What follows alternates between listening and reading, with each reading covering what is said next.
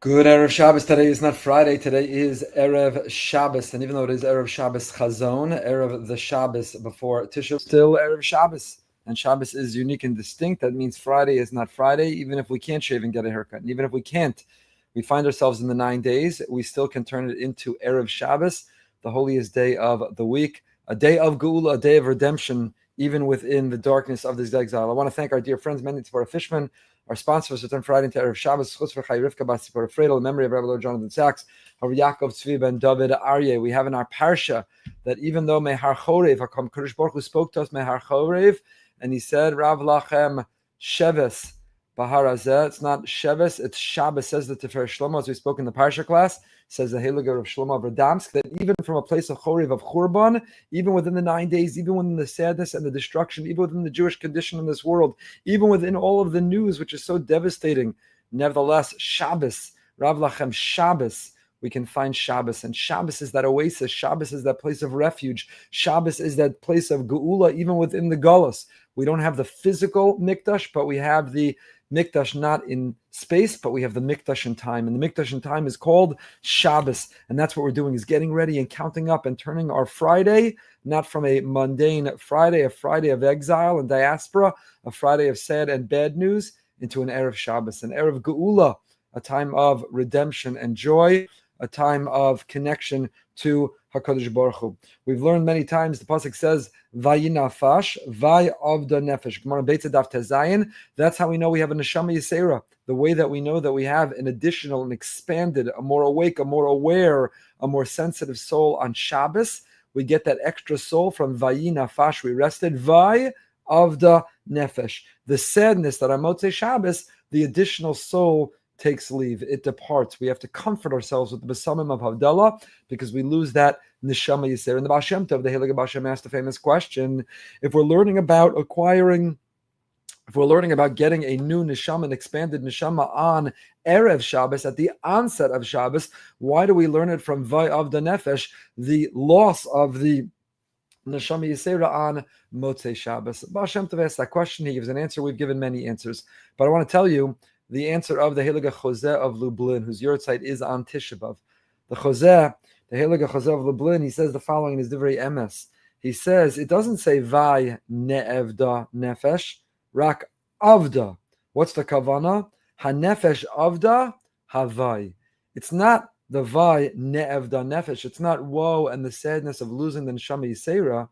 It's that on Erev Shabbos, the Neshama loses the sense of Oy Vay. Oy vay. All week long we read the news. The Prime Minister of France, the Prime Minister of England, threats against Israel about declaring Palestinians.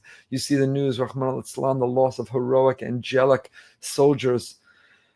All week long there's bad news. And so there's a sense of vay, of woe, of sadness, of fear, of concern. But come Shabbos, and we immerse ourselves in Shabbos, and we find refuge in Shabbos, safety and security in Shabbos. We find redemption in Shabbos. We get a taste of Me'in Olam Haba in Shabbos. So Shabbos, the Neshama, Vay of the Nefesh. The Nefesh loses the sense of Oy Vay. And if that's true all year long, that the week we walk through with a sense of Oy Vay, and Shabbos we're able to recover with a sense of Uah, then it's certainly true this Shabbos, Shabbos Chazon. This Shabbos, Shabbos Chazon, which is on the beginning, on the cusp, on the brink of Tisha B'Av. Tisha B'Av is on Motzei Shabbos. We're going to sit on the floor. We're going to cry our eyes out, not only for the destruction of the two Batei Mikdash, and not only for the Inquisition and the expulsions and the Holocaust, and not only for October 7th, and not only for the continued loss of precious life, but all the individual calamity and tragedy and suffering, all the loss of potential of what could have been, what should have been. We're going to sit on the floor, we're going to cry, we're going to mourn, we're going to grieve. But right before we do, we have Shabbos.